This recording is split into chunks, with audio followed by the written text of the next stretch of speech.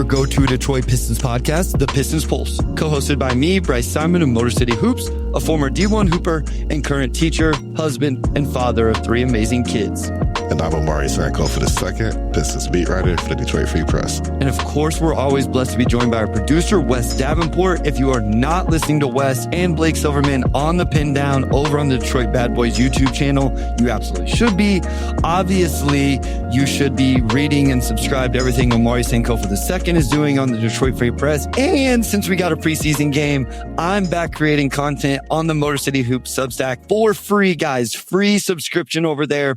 I'll have game notes after every game. At the very least, I will do some video breakdowns when I get a chance. I also have heard from some other people that may provide some content as well. So that is a free subscription on the Motor City Hoops Substack. My guy Harry says, get it. What up, doe? In the Mo. Make sure you're listening to Order of the Blazing Horse with him as well. They do a great job over there. O2, first and foremost, this is episode 199. Now, on Apple, it will say it's episode 200, but that counts the 2-minute, 45-second trailer or whatever. So we don't count that. Episode 199, which means next week when we record, we will be episode 200. I know we've been talking about it a little bit, but man, a long road here, a fun road to get here, but it's kind of crazy. Yeah, 200 is such a big number. And yeah, we've been doing this for a few years now. I don't know if we're going to do anything fun next week. I know we talked about getting Sean on, so hopefully we can make that happen. But it's been fun, man. I'm glad episode 200 is talking about, or we'll be talking about a good Pistons team. It won't be doom and gloom. I think the vibes will be pretty good. So maybe we can do something fun. We'll see. Yeah, I guess my request from the viewers, the listeners, maybe hit us with a DM or whatever. Let us know your favorite memory or moment or, something you like about the podcast or something like that. Like any feedback or whatever that we could share on the pod and reminisce a little bit. My thing is we're at 202.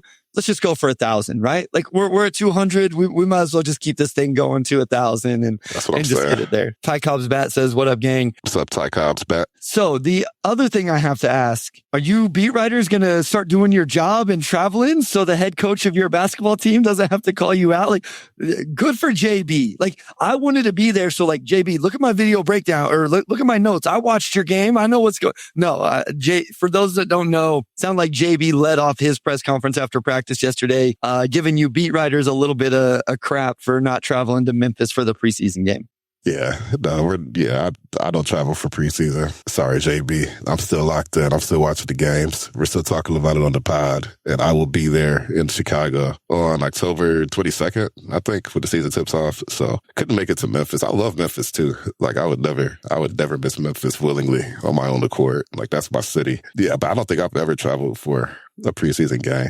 You should have went back at him and said, why did you guys schedule 3 road preseason games to start, the schedule? So exactly. That's a good question right there. No, I know, and our listeners, viewers know that you would have gone to Memphis if that was kind of part of the plan for you and the Free Press and all of that. But we did get basketball O2, which is the most important thing. So what we're going to do is we're going to break down that game here for a little while. We'll talk through that as much as the content presents itself. And then we will also start looking at lineups because I think now that we got a preseason game, we saw the guys on the floor and a little bit of how they'd be utilized, and we can tag that with how media day conversations went. We can have some of those conversations and feel decent about it. Maybe I know we did this one year. I don't know if it was the stats prediction or the lineups, and then not Simone Fontecchio, who ended up on the roster. They made some addition. It wouldn't have been Fontecchio. That doesn't make any sense because he was a deadline addition. I'll go back and look, but somebody was added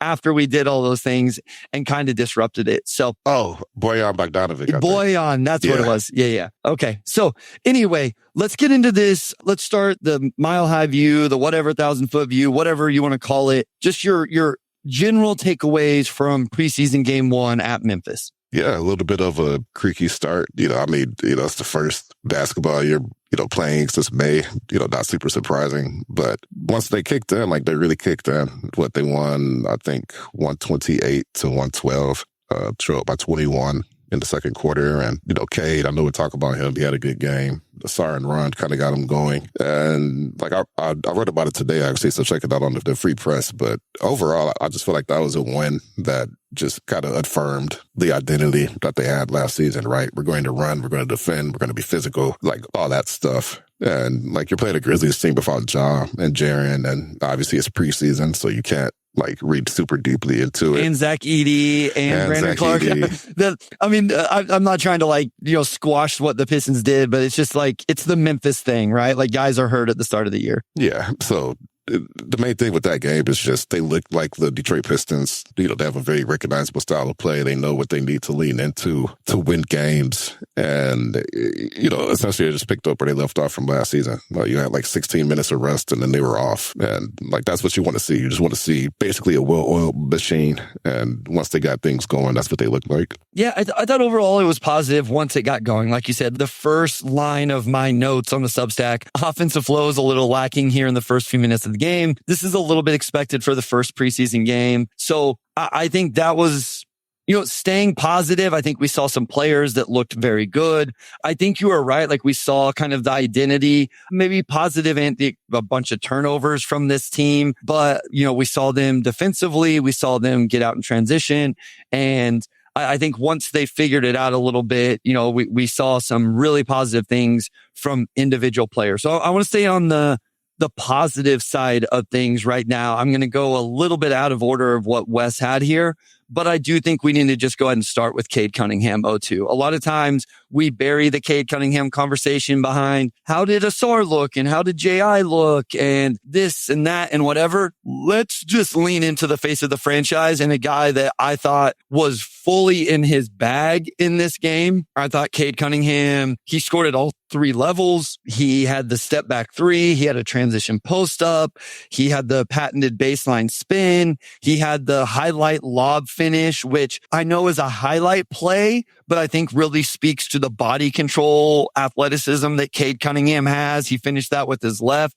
So what were your thoughts on the play of Cade Cunningham? Yeah, he finishes with 20 points on 8 for 11 shooting. He had a few assists. And like you said, he was in his bag. I think every bucket he got in that first half, and he only played the first half, 19 minutes. I think every bucket he got was different.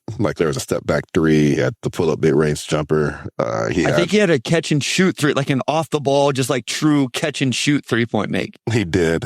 And then the lob from Tobias that he, caught with his right and then kind of had to hook under the rim and finish with his left, which was, as Harry Burrow says, #1 highlight on NBA TV. We got asked about that yesterday, and he said it was the best lob pass I had ever gotten. So I had to make sure I scored it. A little bit of sarcasm there, obviously. I was gonna say we all know if it was a good lob pass that would have ended a little differently. So here's what I learned early in my college playing career: the best lob plays come from the worst lob passes, if that makes sense.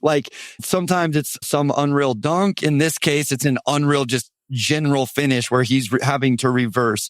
So if you see a highlight lob finish, it's probably because the pass actually wasn't very good. Yeah, honestly, I feel like the best alley-oops tend to be from the bad passes for sure. You want to see a guy catch the ball almost outside the range. You don't want to see a picture perfect oop. And it's just there's no pizzazz to it.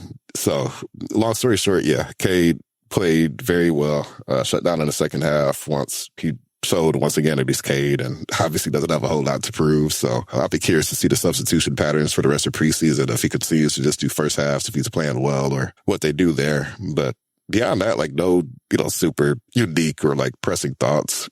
Cade went out there and did what he had to do, got the team going, and that's exactly what you wanted to see. But specifically, I thought that step back three looked good too. And he doesn't take a lot of step back threes, so I'm curious to see if that's something that he could lean on a bit more this season. YouTube user says, I'm so glad we have actual basketball to discuss. I agree, and nobody feels better about it than myself and O2. Listen, we like the off season. It's a little bit of a downtime, but it's just so much easier to talk about actual play on the court, or even what we're going to do a little bit later, which is real lineup conversations that we may be seeing. I just think we saw a floater. you mentioned like we saw him scoring in a multitude of ways. So we saw a dribble 3-pointer, I think one off the catch. We saw a true mid-range pull-up. We saw a floater. We saw the baseline spin. We saw the lob in transition.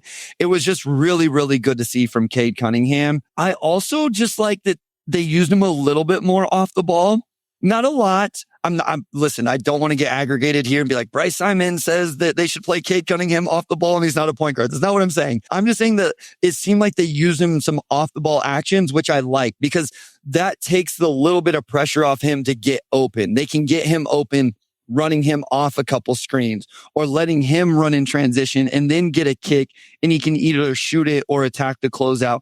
So even if it's 5% more, maybe 10% more max playing off the ball O2, I like that because I think he's such a well-rounded player. I think that can make him even more effective. Yeah. I mean, Cade's one of the top players in usage rate every season. There's very few players who pound the ball as much as he does. And like, he wants the ball in his hands. That's not an issue. But like you said, like 10%. If there's just a play here or there, you could, take the ball out of his hands. We have J.I. going downhill, or you put the ball in the SAR's hands, or Sass, whoever it may be, just to make the defense think a little bit more, just to buy Cade a possession here or there, get up a couple easy buckets, because there can't be too many guys in the league who have tougher shot diets than Cade. Like, even last night, he's scoring, some really difficult buckets with the, baseline spin and everything. So yeah, that's what you want to see. I just want to leave on these two things. One, I love the transition post up. It wasn't fruitful in this game, but I love him doing that. Like, he running out in transition, getting ahead of the break, and then posting up a lot of times a smaller defender. And then also I thought he showed his two-way impact. I think it was in the second quarter when the Pistons really made their kind of comeback and got themselves back into the game before blowing it open themselves. But I thought he showed, like, something we always talk about is Cade on the defensive end. All right. Who's the next guy you want to talk? Who's the next guy that stood out in a very positive way for you? Because I will say, O2, there was a few guys I'm not negative on, but I was like, that wasn't as good as what I wanted to see, but I want to stay positive here to start. And why is your answer, as James says, Dennis Jenkins, who looks like NBA material? Why is your answer Dennis Jenkins to my question here? No, I'm just... Yeah, no, Dennis looked good. I love Dennis, man. Like, I'm getting into some like crazy takes places on Dennis Jenkins as an NBA player. But who would you like to go to after Cade here? Yeah, let's talk about Asar. He got some on-ball reps, and JB's talked a lot about putting the ball in his hands more. I know a lot of Pistons fans have wanted to see that, since he first got in the league. And we know what Asar can do. Like, we know how athletic he is. We know how dangerous he could be with the ball. To put him in a position where he's actually running some PNR and stuff like that. I'm just very curious to see how that goes over the course of the season. We've talked so much about how this team just needs that secondary ball handler, and I think that role kind of fell to J.I. a lot last season, just with the way that they staggered him and Cade. But again, like, they really want to get Asar some on-ball reps. So we saw that during the game Monday. We'll continue to see it throughout preseason and the regular season. I thought he had some nice moments. Like, he had a nice transition play where, he kind of ate the contact and then finished the right-handed floater. Not, it wasn't like the biggest sample size to go off of. So, I think, this time next week, going off of another preseason game or two, we'll have more data on that. But especially in transition, we know that that's a weapon for him. Half court, we'll see. But they're going to lean into that, and I thought he had some nice moments. I love it, O2. I thought maybe this was going to be a time where you and I would really disagree a little bit, but your thoughts are very much in lockstep with mine in terms of Asar on the ball. One, this does kind of track with what we heard from Media Day in terms of Asar handling the playmaking more. And it wasn't like I felt like they strategically played him in lineups without Cade or J.I. on the court. You know what I mean? I think there was the start of the second quarter, and then obviously the second half as well, where Cade, and I don't think J.I. played in the second half either, but there were lineups where it's like, it's going to be Asar is the primary initiator or point, whatever you want to call it. I just say primary initiator these days. But I'm with you that I think in transition, it looks good. I thought the half court stuff was a little rough, to be honest with you. Now, it was my Asar notes that led me to write at the top of my Substack post, like, this isn't some definitive statement. It's just observations, but you said curious. I'm curious as well. I want them to lean into this, but I didn't it wasn't super positive in a one game first preseason game sample. Very small sample size. I didn't think he looked great operating the ball screens. And there was one time where Jalen Wells like really gave him fits, like picking him up and just Asar trying to get into the offense. So again, I think they should continue to do it. I think they should do it the whole preseason. I think they should do it into the regular season. And I think most likely Asar continues to look better and do better with it. But I am with you that in the open floor transition, it looked very good. I think there is some room for growth. And I have no doubt, based off what we've heard and what I've heard, that Asar was already breaking down the film immediately after the game in ways for him to be better. So I'm not sounding alarm bells. I'm not trying to be like, oh, this is a bad idea. It did leave a little bit to be desired in this single game sample, but I'm very excited to see what it looks like moving forward. I absolutely think they should continue to try to lean into it. Yeah, with him, I think it's just the handle and confidence and comfort with the handle. I think as that comes along, we will see him come along with that. And, I think that's just something that has to be ironed out, like with on-ball reps, right? And on a team with this many ball handlers, like you don't need a SAR pounding the ball. It's just a handful of possessions here and there. And, if he can do it, create space, get downhill, whatever it may be, that's pretty great. But it's definitely a reps thing with him. Again, I think you keep in mind how he missed all of last offseason and didn't make his debut until the end of November, played himself into shape, so last season was, played under unideal circumstances. This is something where I definitely want to see where he's at in like January and around the trade deadline, just from a comfort standpoint compared to now. Monday was like his first real kind of foray into that. You assume it's only going to go up from here. And the other thing is we can't lose sight of all the other things he does for this team, right? The defensive impact, the rebounding, the cut, like everything else he's going to do as well. I want to make sure we don't lose sight of all of the positive he does while we kind of evaluate this very specific skill set with the on-ball usage in the half court. I have no doubt he's going to be good in the full court. Chuck says it perfectly. Learning live is much better than in practice versus known, so lean into forcing it for now. I agree 100%. And Devon says here, just want to say what's up. What's up, man? Thank you for always, supporting. You're consistent here in the chat and supporting the podcast. So we appreciate that. Let's go to J.I. next. What were your thoughts on, J.I. in this game? I don't know that we saw him play without Cade, maybe? I don't remember. I don't have it specifically in my notes, but I don't remember a lineup where I made a note like, oh, J.I. is the primary initiator in this lineup. Maybe I missed it somewhere. I thought he was a little bit rusty on both ends of the floor. He hasn't played live competitive basketball in this way for a while. I will say that he pressured the paint and pressured the rim a lot to varying degrees of success. But what were your thoughts on J.I.? Yeah, I mean, he just looked like a guy who was playing basketball for the first time since January 1st. I thought he had a nice bucket, especially right at the end of the second quarter to kind of beat the clock a little bit. But I'm looking now, like he played just under 14 minutes. He actually had one of the lowest minute totals outside of the two-way guys and Javonte Green and Bobby Clintman. He actually played a few fewer minutes or a few fewer seconds, really, like 30 seconds fewer than Tobias Harris. So, by the way, because we probably won't talk about him, Tobias looked good, man. And Tobias looked great. Yeah, I thought Tobias looked real good. He had that first drive on Santi and just blew by him. He had another one. Like, he made Santi Aldama look like a really bad defender, and maybe Santi's just a really bad defender. But I thought Tobias looked really good for a preseason game. Looked like he was in good shape and moving really well. Yeah, it looked like he was just way stronger than whoever was, defending him on Memphis' side. Like, he was just kind of going right through people. But yeah, J.I., I just thought he was rusty. I do want to see if he gets, more minutes, after this first game. I kind of got the sense that he was just getting his feet wet. JB obviously wanted to get, all 14 guys and the three-way guys in for the first preseason game. Well, I say all 14, but Durant was hurt. So really it was 16 guys total. But yeah, I wouldn't be surprised if, against Milwaukee Thursday or, sometime next week, we see J.I. with the ball a lot more just so we can get those reps and work off some of that rust. In Wesley 13 says the most important thing here is He looks healthy. And I agree, you know, and multiple people have said it in the chat as well. Rusty, I think we all agree. Like, we're not gonna, it's hard to say that, you know, he played great or, you know, was in mid-season form, but he did look healthy. You could see the speed, all of that. So I want to talk a little bit more about, we can talk about this comment coming out of the break, but I want to talk a little bit more about this game before we get to the lineups, O2. So let's go to break. And then when we come back, if there's any individual players or a storyline that we want to get into, we'll kind of round up preseason game 1 and then get into the lineups, but we'll do that right after this.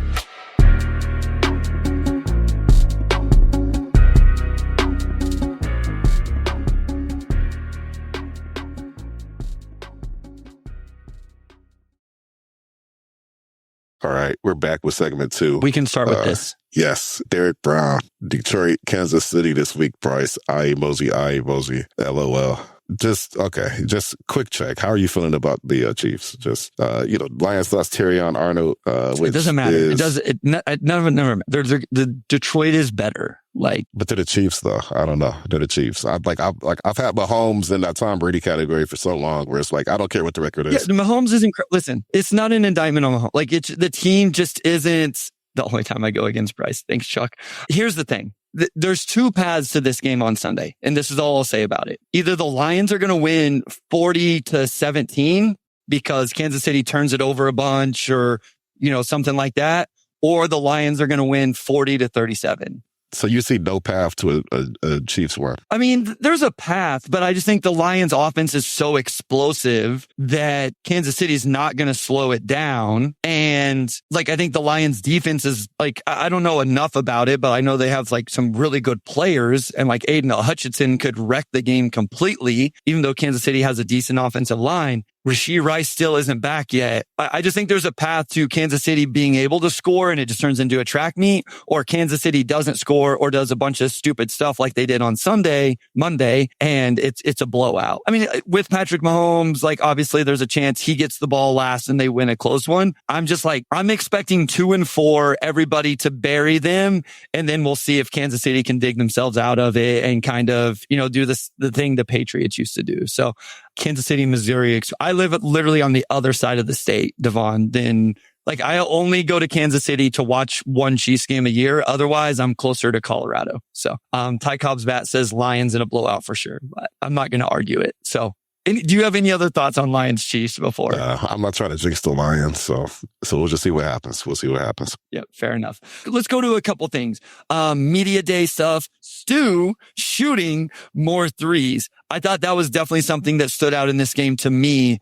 O2. Stewart played, played 18 minutes, got 2 3-pointers up. But I mean, even just in 18 minutes, 2 threes is I'll take that. Knocks one down. I thought they both looked fluid. Looks like this could be a real thing. Yeah, I mean, they're going to let Stu shoot threes. I think he's going to play some power forward. Last season, in general, I think the coaching staff just came in and was we're going to have guys in specific roles, allow them to thrive within those specific roles. And now you're stepping outside those bounds a little bit, which is why you have Asar getting on-ball reps at point guard. And that goes with Stu, too.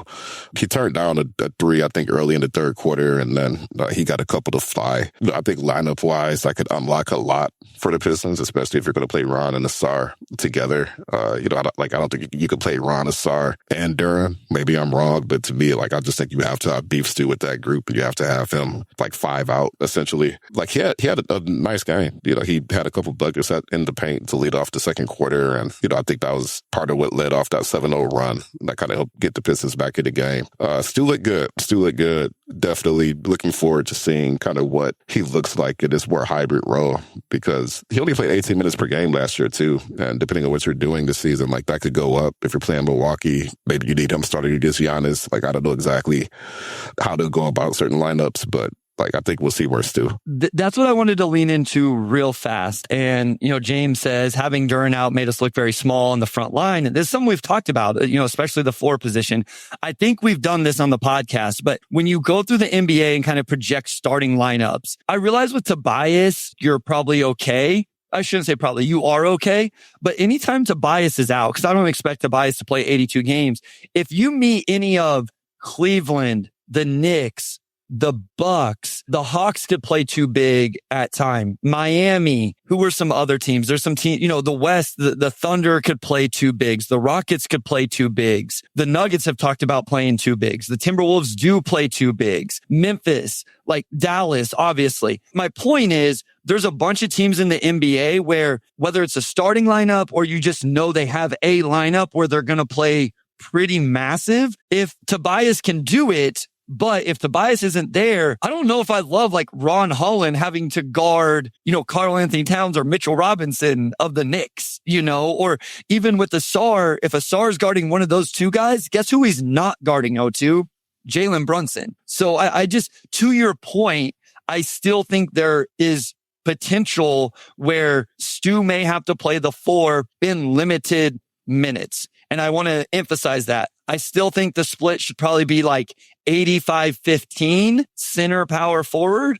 But I do think that there is 10, 15, max 20% of the minutes in the regular season where it could be useful against very specific matchups.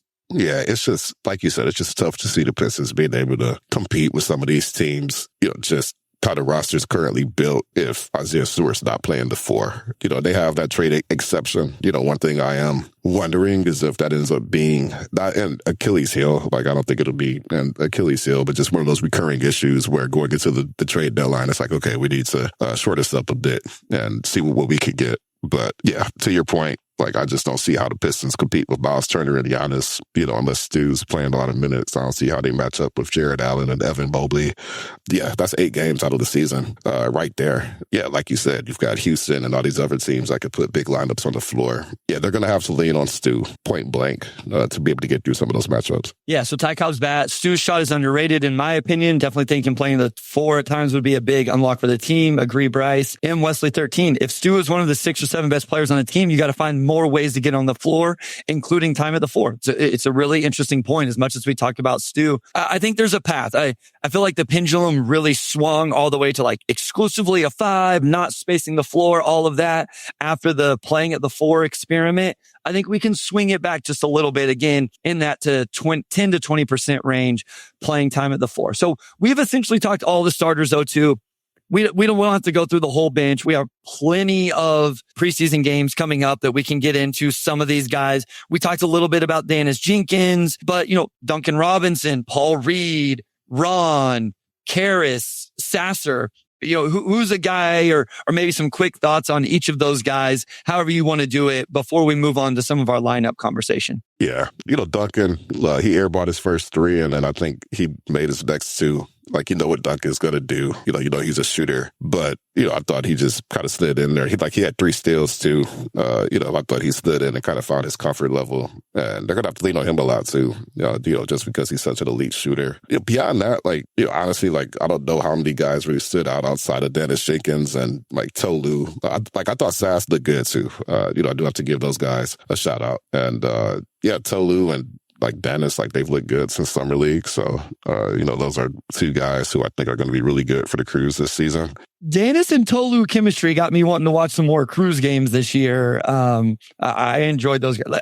Again, I'm real close to some crazy takes on what I think about Dennis Jenkins as an NBA player. I want to touch on Duncan real quick. I thought in this game he showed that he has the potential to impact a game in more ways than just knocking down threes. He got to a lot of loose balls. You mentioned the steals. He had 5 rebounds total. I feel like he does a nice thing. Now he has real limitations, right? We saw it. He also played the most minutes, which is funny. He played a little bit more than Cade. Yeah. He gave up a straight line drive to KCP. We know at the point of attack, he's a guy that will get attacked, but he also showed that he is able to do just enough off the bounce that when he gets hard closeouts, he can attack that into a mid-range jumper. He actually had a sick pass in this game.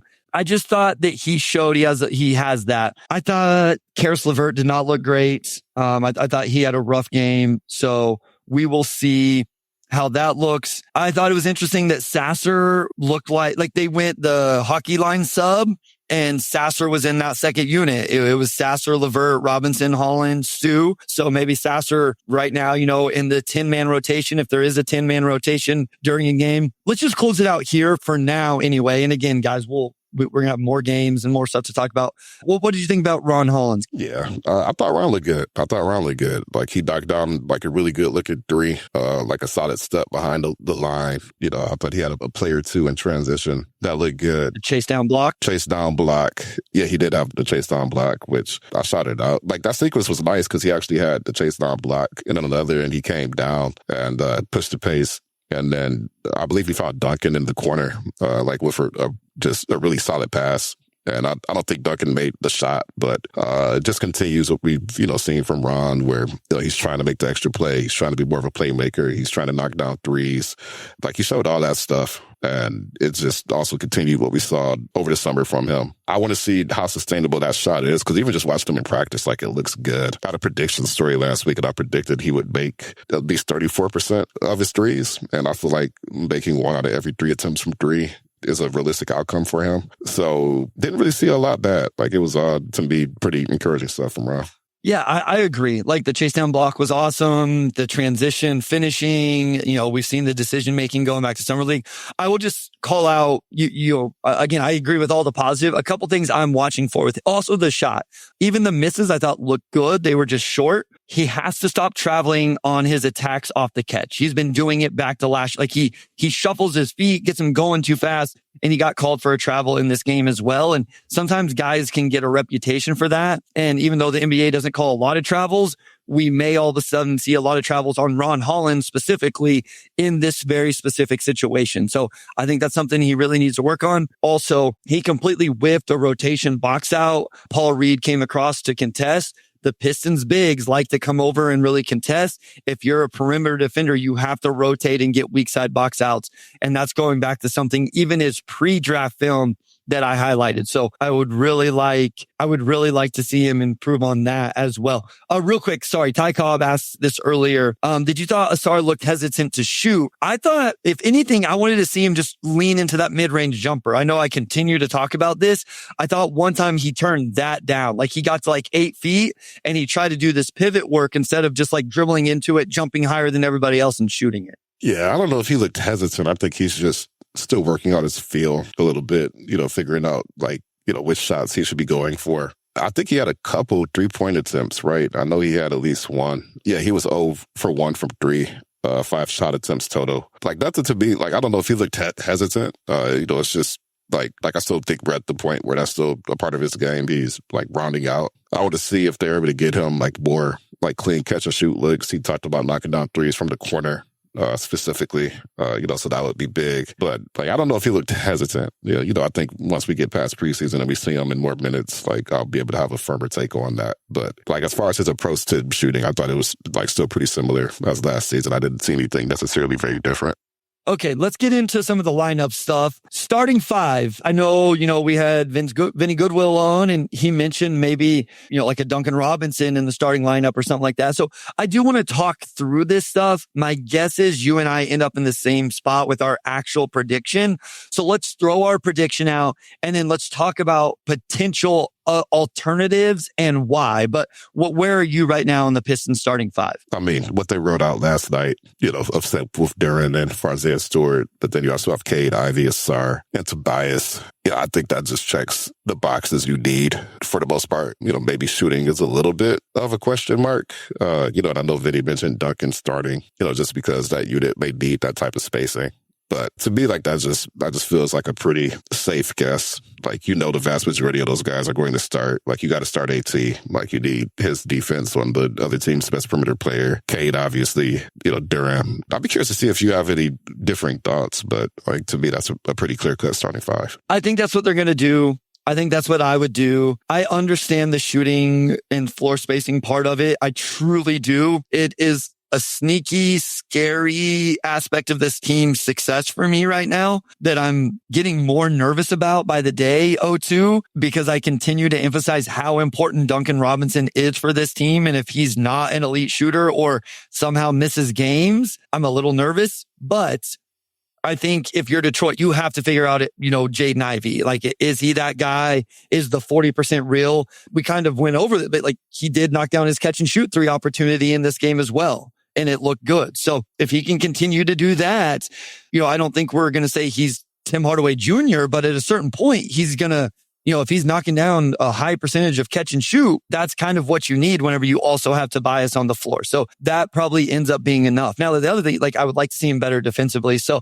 but listen, you can't bring JI off the bench, in my opinion. You just can't. You are still in data collection, specifically with him and finding out what he is. So I think I would go with the starting lineup. I understand the Duncan Robinson aspect of it, but I just don't think that's where they should go. I mean, the only other guy would be Stu, like we talked about earlier. I don't even know who that would be for. I mean, to me, Stu starts in games that Tobias doesn't play and they're playing against a too big lineup. Would you agree? That's kind of how I see it, for sure. Yeah. So Tobias isn't available and they're playing the Knicks. All of a sudden we could see Stu. But I'm not starting Stu over Asar or Jaden.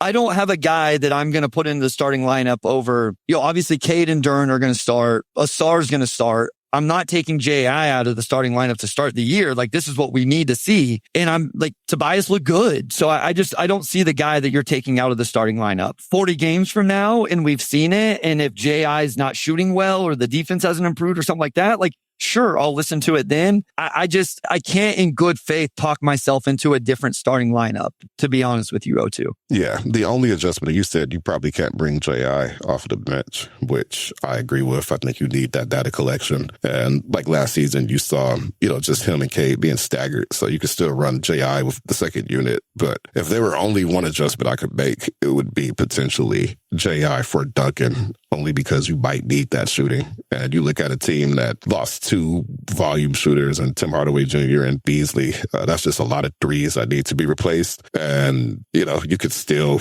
get JI starters minutes and whatnot. But if there's anything that has to give, that's just the one area I'm curious about. Yeah. All right. So let's go to break here. When we come back, I got about 15 minutes till I have to go be a teacher and do my real job. So we'll get into some other these lineup conversations. And guys, in the chat, let us know. I mean, probably, I'm assuming starting lineup wise, you guys are all on the same page, but let us know what you would, do with these lineups as we go through them. Let's get into the 10-man rotation. So what I think, again, this will be a quick conversation, but just see what we're thinking there in terms of the backup 5, right after this.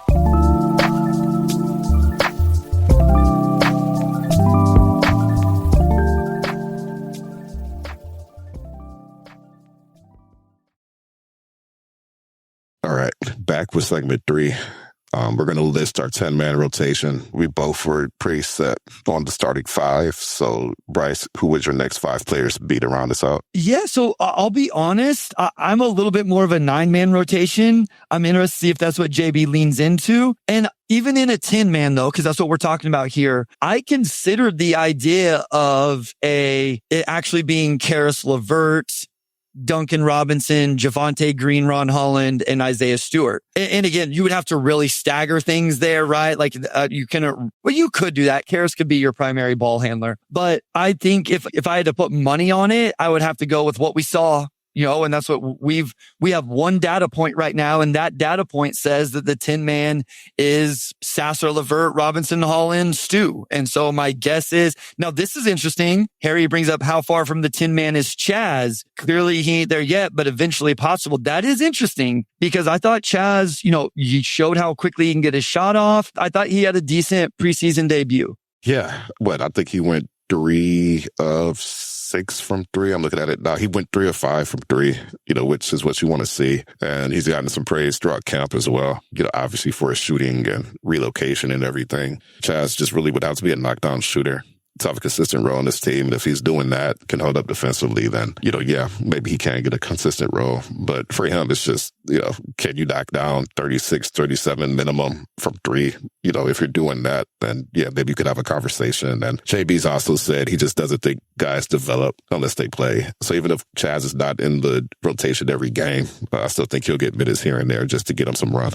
Yeah, Runa brings up Chaz also came in with the starters after the first platoon shift. So obviously giving him some opportunities.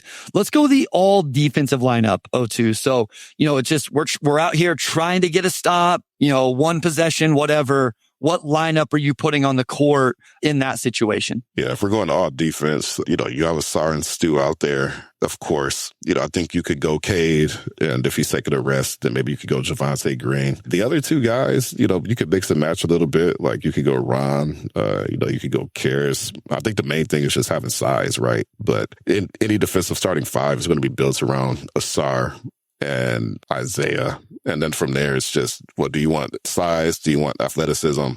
I would go Ron in that group. I would go Cade in that group. And then the fifth person could just be whoever really. I mean, if you want to go Javonte Green, cool. If you think you absolutely need shooting, then, you could slide Duncan in there and just hope him be a 6'7", and the other four guys around him could kind of insulate him defensively. But it's going to be built around some combination of Asar and Stu, regardless of who those other three guys are. Yeah, Chuck says Cade, Asar, Holland, Stu, Dern. I think a lot of answers are going to be similar here. I think you talked me into, I agree with this, Chuck. Dern has to be there if we're going to be where we want to be. I agree with that. I just don't know that he's there yet. We'll see. Obviously, we didn't get a chance to watch him play dealing with a lingering hamstring thing.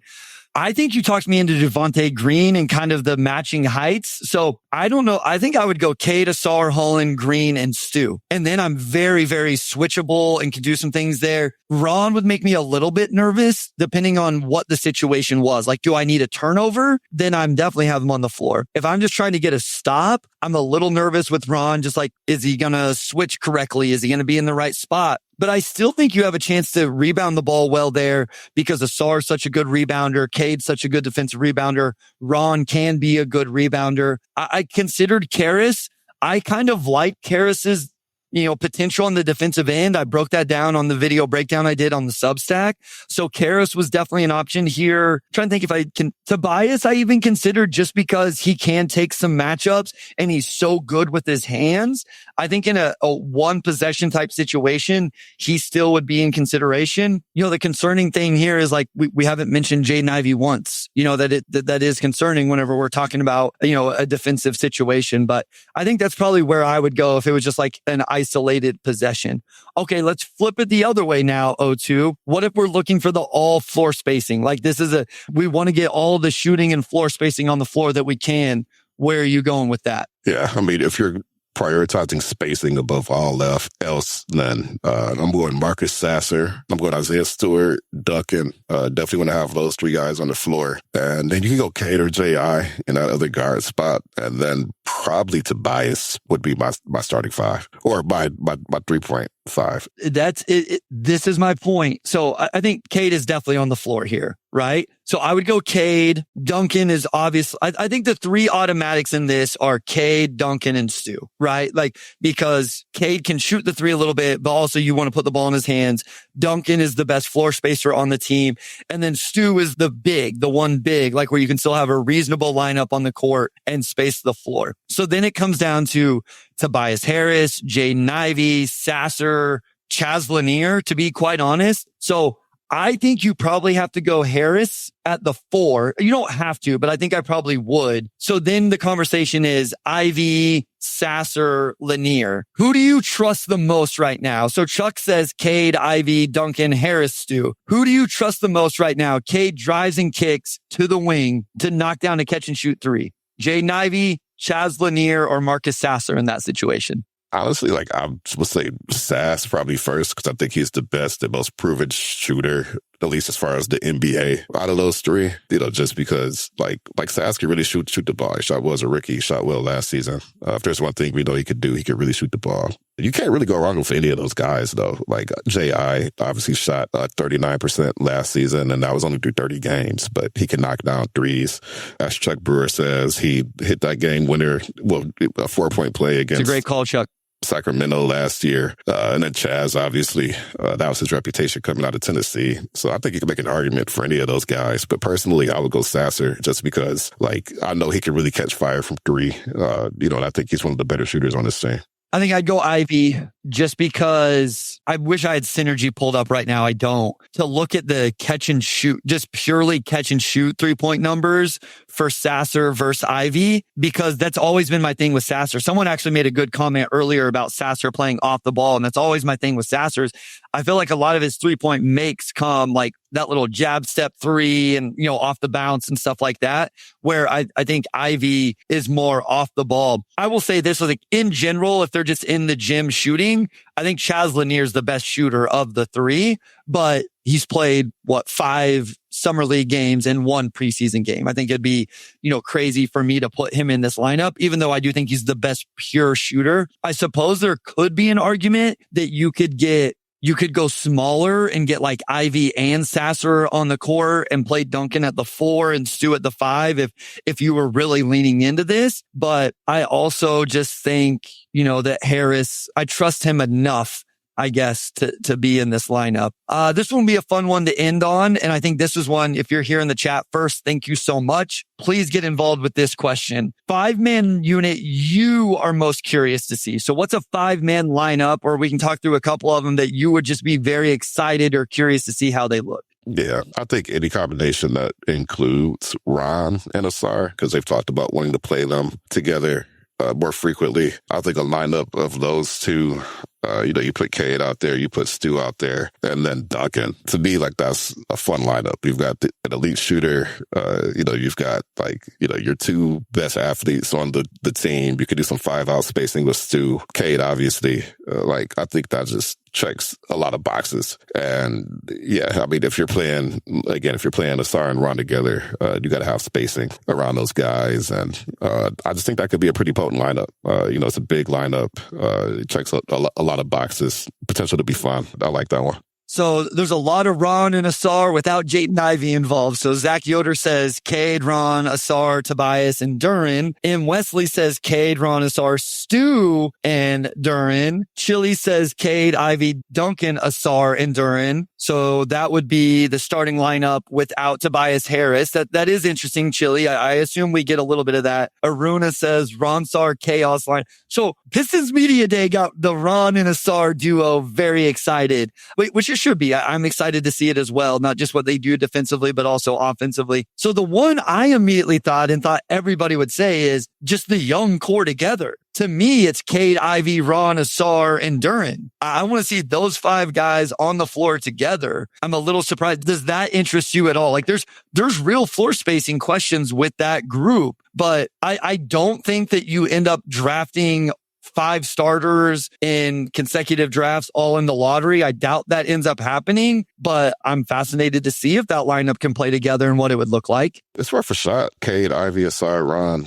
Duren. You've got a lot of athleticism. You've got playmaking. You've got rebounding. Again, the main question there is spacing, which is why I had Duncan out there, because I just think because you could also go, I also could get behind Cade, Ivy, okay. So the issue, right, is that if you need shooting, then it's hard to make any type of lineup like that without Duncan. And then if you're putting Duncan in there, then who comes out?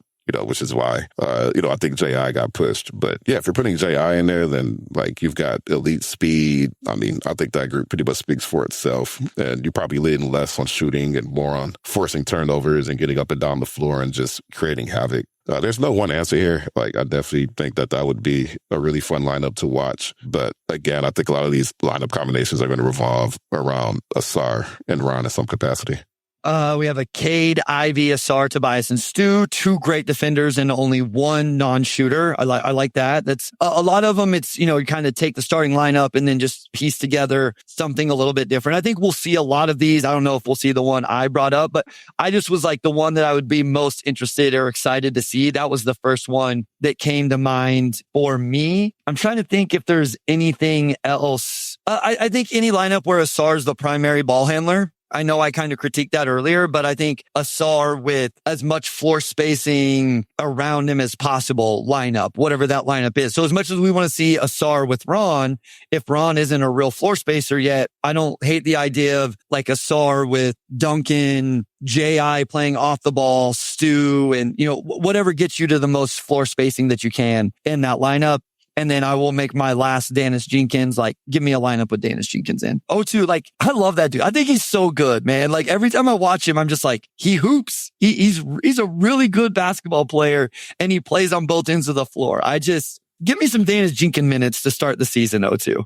And he plays with a lot of spirit and heart. Yes. And he talks so much trash, which was awesome at Summer League.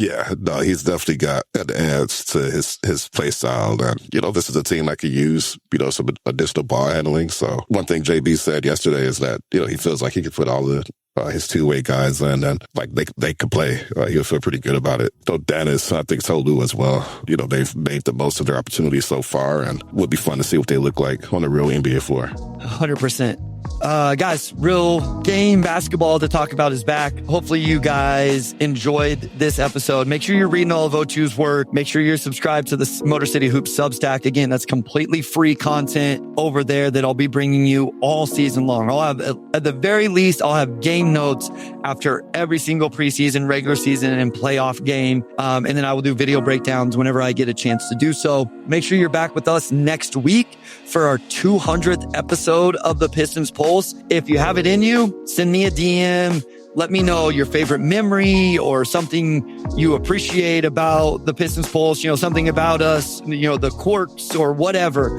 your story about the podcast that we can share for our 200th episode. I think that'd be a lot of fun to get your guys' perspective on the podcast and let us reminisce about it just a little bit. So thank you always for your support. If you were with us this morning live, if you're listening after the fact, thank you as well. Go Pistons, go Lions, go Tigers, and O2, take it away, my guy. All right. Big thanks to our audio producer, Robin Chan, our editor-in-chief, Nicole Avery Nichols, our executive producer, Bill Bradley, and a big shout out to West Davenport, as always, and we'll talk to you all next week.